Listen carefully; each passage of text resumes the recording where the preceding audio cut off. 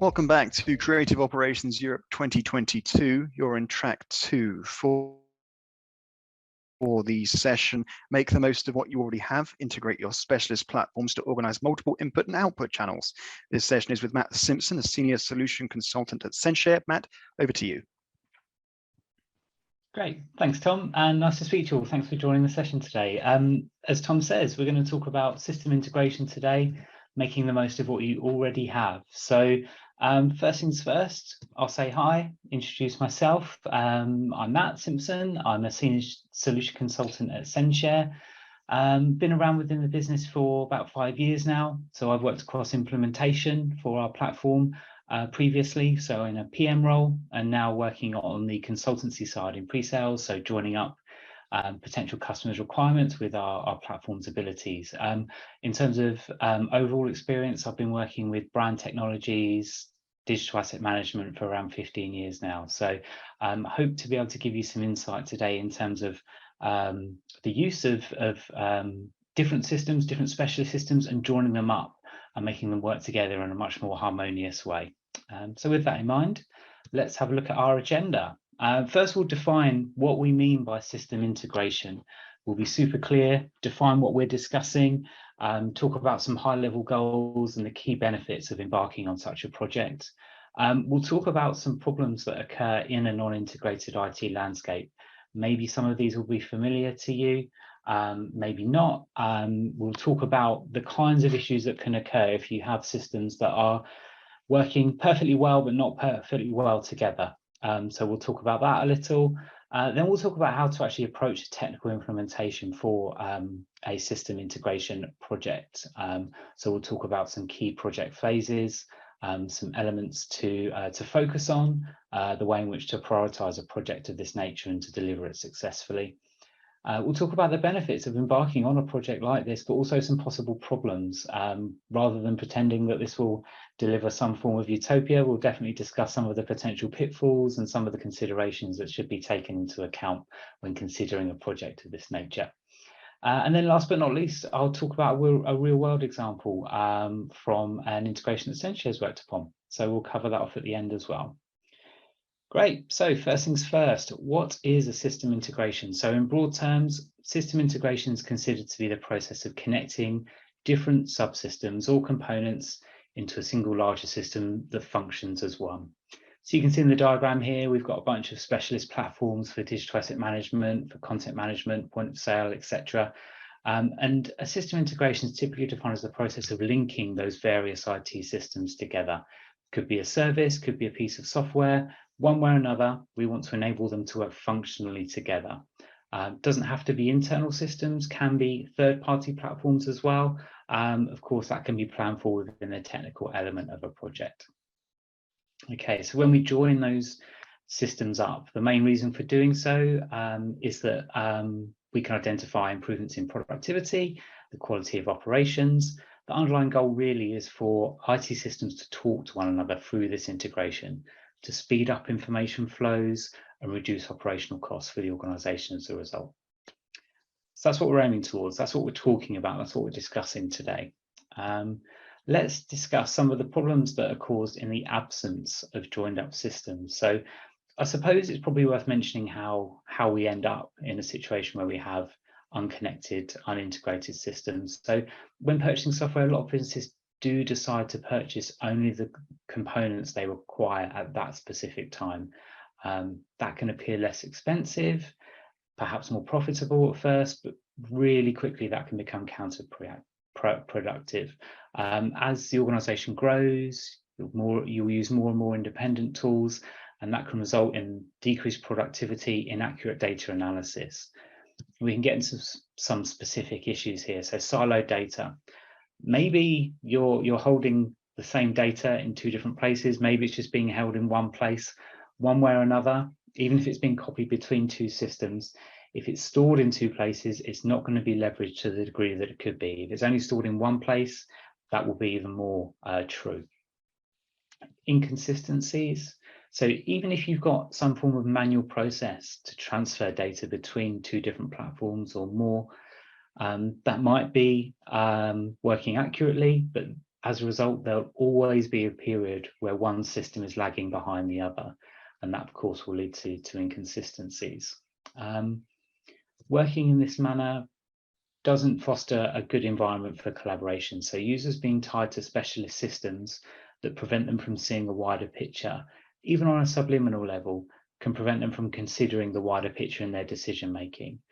Of course, it doesn't necessarily make sense to cloud people's judgment with all of the information all of the time, but with an appropriate system integration, you only need to show the relevant data at the right time. So you can enrich a user's ability to perform their role without distracting them with unimportant information. Okay, duplication of effort. So if a data input is happening more than once at a human level, of course, there's duplication there. But as specialist systems are implemented within your organization, you might find there's even duplication in terms of their functionality. Maybe one's got an element of a dam, one's got more specialism in that area, and before you know it, again, inefficiency, duplication of effort results.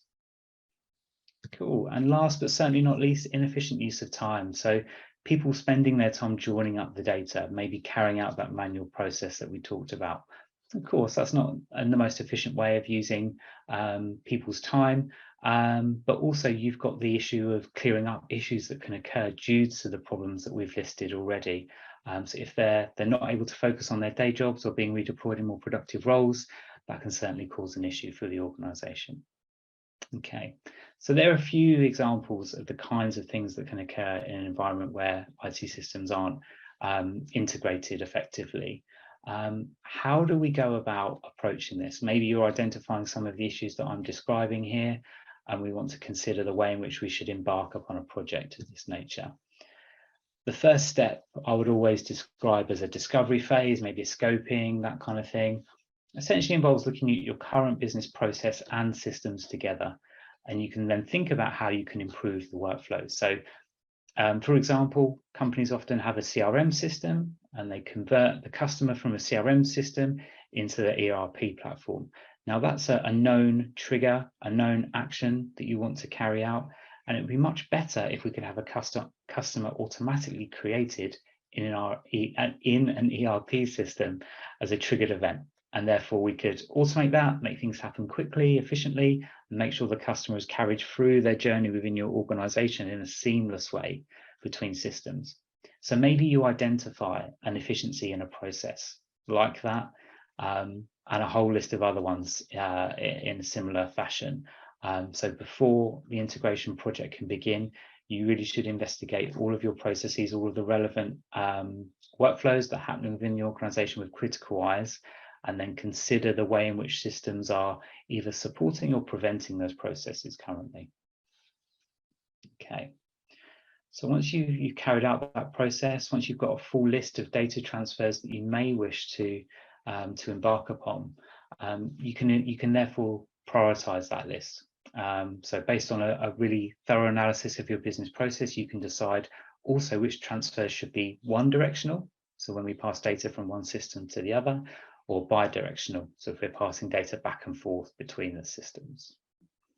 So identifying a scope, defining that, then we move on to implementation, where we're connecting two or more systems. The system design phase happens within this section of the project. That means that we're defining models for the data within the two systems and ensuring that it's sequenced in the right way, so that you're transferring things in the correct order, making sure that if you have the same data being held in more than one platform, if you've got a bidirectional integration happening, making sure we define which is the master system, which is the slave, which is that definitive go-to point to find the true and single source of truth for all the information that you're moving between the platforms. Once the transfer is set up, you can begin testing, ideally with a few records until everything's ready. And this is where you may find out that the data quality within the organization isn't quite at the quality that you'd hope. This might be a result of the manual work that you've been doing to this point. For example, the customer transfers that I talked about earlier. Maybe there's duplicates, maybe there's inconsistencies. To solve this, there's two options: an automated approach, if you can define rules around the existing data, or it could be a manual process. This is one of kind of alluding to one of these considerations you must take into account when planning a project of this nature that I mentioned, that we'll come on to later on. Cool. And then once everything is tested, the initial data transfer is made, you bring the systems in sync, and then you launch and support them. So you don't have to do this all at once. It can certainly be an incremental process. Even if it's just a single integration, it can be a rollout within individual business units or processes. It's perfectly possible to take one logical area at a time in this way. Okay, that also helps with buy-in, of course, too. So if you're incrementally, rolling out benefits, user buy-in, change management, all those good things can happen in a more smooth way. Cool. So benefits, what can we expect to observe as a result of a successful system integration? So I suppose it's worth saying that a lot of businesses can be somewhat surprised by the level of effort that can be involved in a system integration project. They're not always trivial undertakings, certainly something that should be considered carefully. But with the benefits that I'm going to talk about in a moment, I think a project of this nature can be planned and considered in an objective way. The kinds of things you should hope to observe as a result. So improved sales, customer service. So sales can happen more accurately. Customer service teams have the latest data to work from. You'll have efficient and centralized data management. So not only is data managed in a single source of truth, but the population of that data is done in an accurate and automated way. So you have that super valuable resource, that single source of truth that I mentioned, but the road to which you take to reach that becomes less troublesome and more straightforward. That leads on to the next point, the process efficiency and automation. So building on that point above, where business rules and processes exist that allow the automation of tasks, making sure these happen more quickly with minimal intervention. If something happens in a predictable way, you can build an automation or system-based process around it. And finally, real-time information. So if everything's up to date across all of the platforms that you're working with, everyone's working from the same information. Everyone can work in a joined up way with confidence in the data that they're working from. Cool, so that's the good stuff. What about the bad stuff? I don't have nice icons for these, but these are definitely some items worth considering. Security risks, security planning is definitely something that should be considered for system integration. You're passing data between platforms.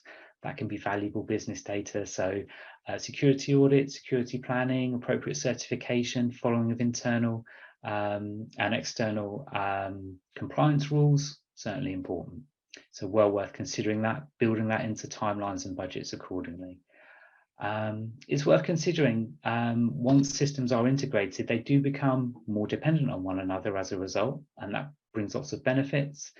It does mean that when carrying out maintenance, upgrades, that kind of thing, that should be done in a slightly more joined up and strategic way, because of course the systems are working together now. So that process does need a little bit more planning and is well worth considering. And I've alluded to this, the initial expense. Of course, you're using platforms already. They'll have an ongoing cost, perhaps implementation costs, etc.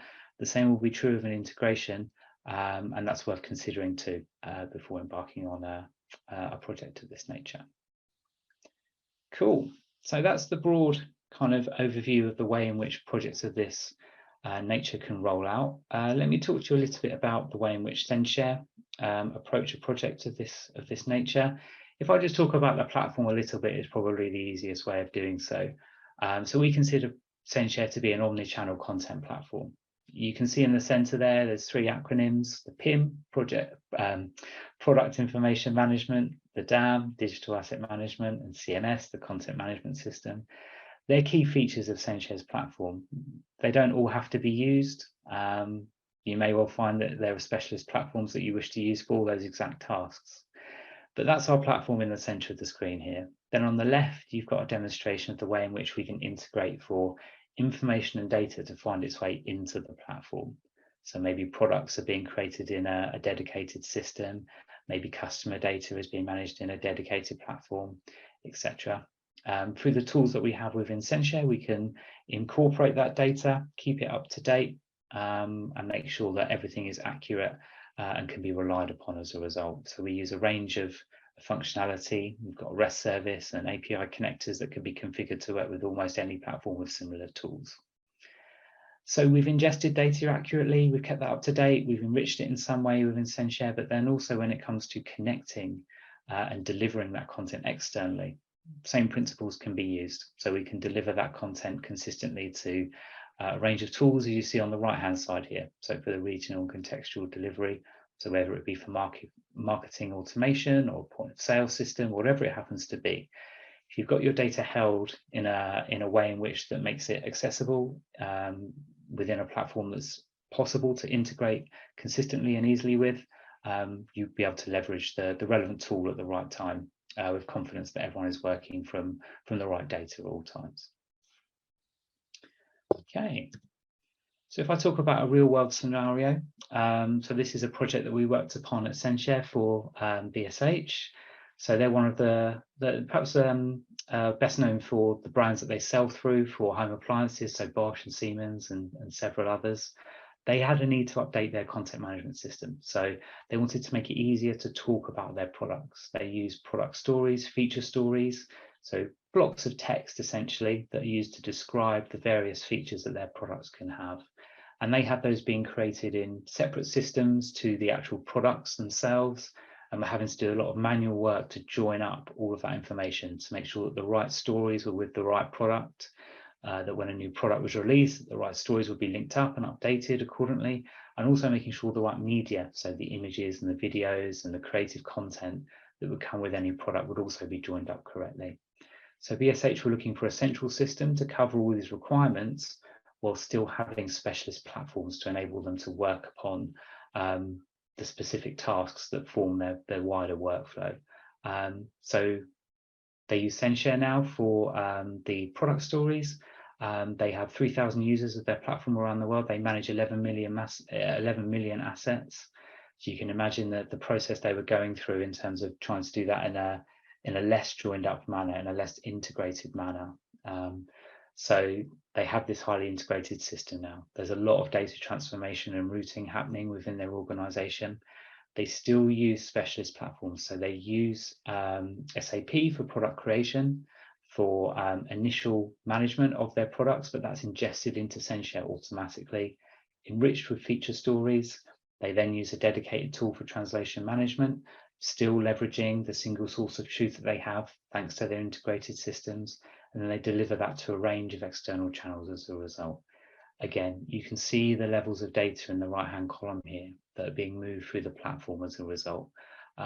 This kind of process, this kind of volume happening in any form of a manual way is likely to and did result in lots of challenges. So joining these things up, making things more efficient, having people spend their time doing things that they are specialists in rather than clearing up after issues that can occur in an unintegrated environment is certainly a huge plus. Cool. So that's everything I wanted to talk to you about today. I hope it was informative, interesting, helpful in some way to anybody. Thanks very much for your time. I know it's a busy day today with lots of exciting content, so thanks for spending the time with me. Please see on screen, here's my contact information. You can see my email address on the right-hand side there. You can see censhare web address as well. Feel free to reach out. If anything was interesting and you want to talk more, ask me anything directly. We also have a booth at the exhibition today, so feel free to join my colleagues virtually as well, and we can arrange a follow-up where and how you'd like to catch up. So thanks again, and hope to speak to you all soon.